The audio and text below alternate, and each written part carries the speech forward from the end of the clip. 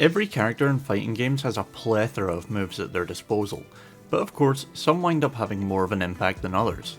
Today we're going to look at something I've wanted to go in depth on for a while, Divekicks.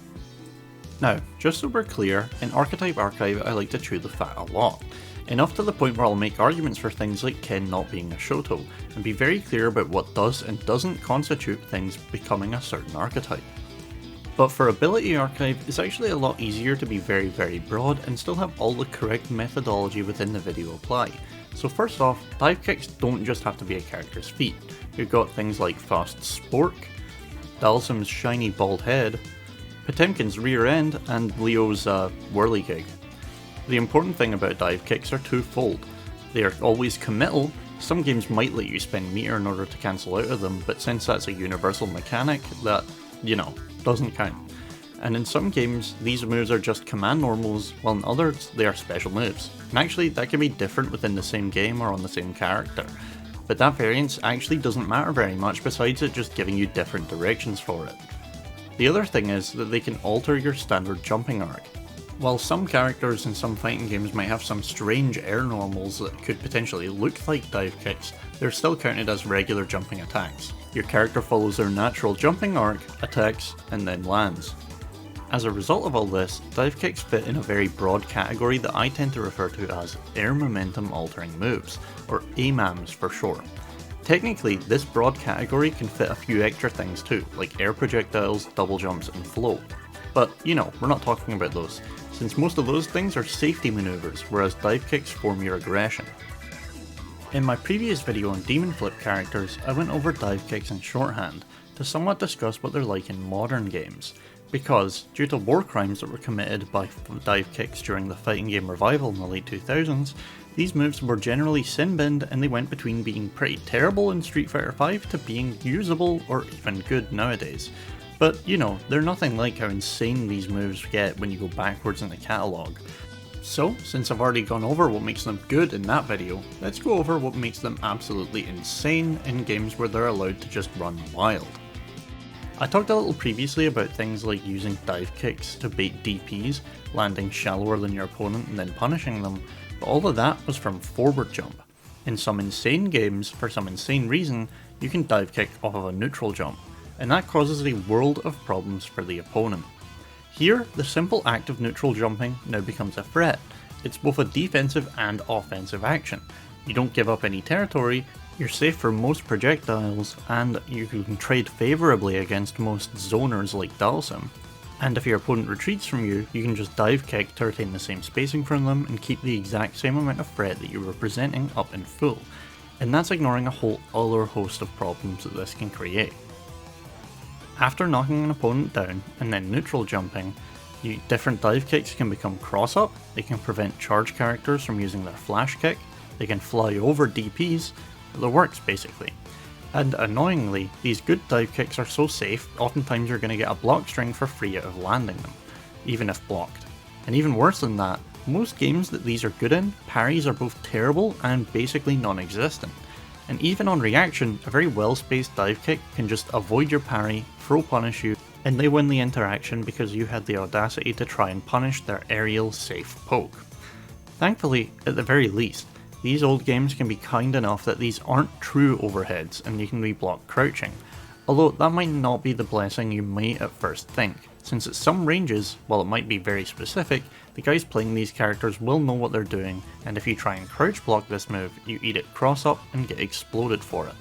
But it's definitely something to keep in mind if you're a charge character or you're trying to get fuzzy guards out against their overhead low mix when you're on wake up.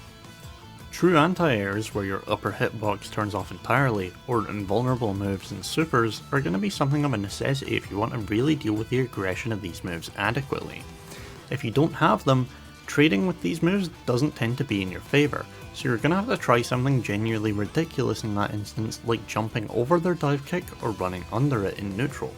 This is an interaction that's hard to implement but not impossible, especially not with the slower Divekicks of modern games. These hold forward type techniques are the ideas of a crazy person, but also people have a very bad idea and habit of not evaluating how many options are valid from their opponent in any situation due to an overt respect of their playstyle. So while obviously you shouldn't get in the habit of deranged risk taking and doing dash under every single time, there's safe ways to do these things as valid options that can in turn win you games. Super jumping can also be a nice option in tag games and anime fighters too. Many people forget about it existing, and since you can just steer and block while you're in the air, you're good as gold to super jump and fly way over the Divekick's arc. This also applies to SNK style hyper hops too, of course, where you would avoid the interception arc entirely, and that tends to be the easiest way to obtain a free punish. This can also mean that sometimes these approach attempt dive kicks can be abused by just neutral jumping over their arc. Unless you know for certain a dive kick's negative for your opponent, it's generally scarier to hold their pressure on block afterwards than it is to have the dive kick intercept you air to air and knock you out of a neutral jump attempt. Or you can just try and avoid their arc entirely. To me, that's what's interesting about dive kicks. Just how much these moves are poorly understood by players at the lower end of the skill spectrum in fighting games. While some Dr. Doom shaped dive kicks are at least known to be broken and lustily spammed at will all over the place, many other perfectly good dive kicks in fighting games go completely ignored by mid-rank players, or they're poorly practiced against in most matchups.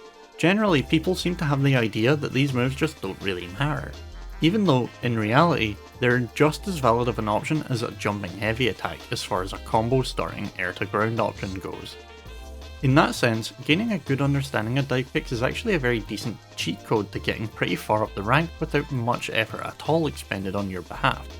I think even though many of these properties like neutral jump dive kick and cross up dive kick are essentially absent in the modern era, there's still a lot to take from these old and abusable moves and the strategies and techniques that used to be implemented that you can use to adapt your modern game plan. While nowadays in fighting games dive kicks tend to be a lot more reasonable, that doesn't mean they aren't good. Perhaps the hardest thing for people to adjust to is that they must now be used very shallow in order to combo nowadays, meaning that instead of aiming for the opponent's head, you're more likely better off attacking their foot.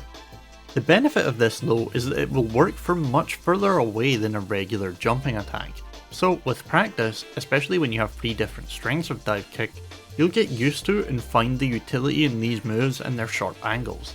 People actually have a very terrible habit of not anti-airing any max range dive kicks at all, because their instinct to anti-air only starts kicking in when the opponent's at jumping distance, so you can just completely glide past the opponent's muscle memory this way, and especially doing things like EX Demon Flip, which nowadays just homes to the opponent from full screen.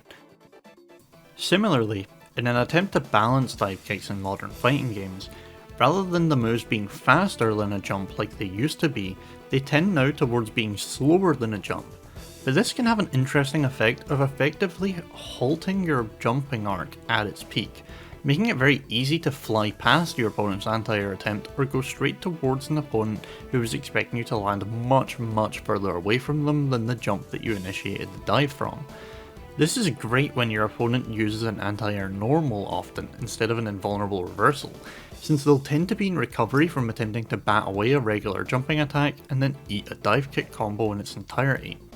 There's actually a very surprising amount of utility when using any AMAM in general to slow down your jumping momentum. It becomes extremely difficult to anticipate an opponent suddenly changing their universal jump arc while they're in midair, especially when they can do it from multiple distances away and at any height. It can be a very tricky type of move to defend against, and so the sky is the limit as far as creatively using them in part of your aggression. And well, that's all I could think of for dive kicks, but I had an absolute blast thinking up strategy, and I always love hearing your guys' input on if there's anything I missed down in the comments below. Not only is a discussion fun and always very interesting, but it's a great way to support the channel if you don't want to go as far as joining my YouTube membership or Patreon. But I also love seeing interesting alternate ideas and ways of understanding these games that come from you in the comments. For those of you that are fans of Archetype Archive, don't worry about where that's gone. I've already finished half the editing for a suspiciously ninja-shaped archetype that's coming very soon after this video. And on top of that, I'm compiling a script for a tutorial that goes over literally every single fighting game skill, which will wind up releasing some form publicly at an indeterminate time from now.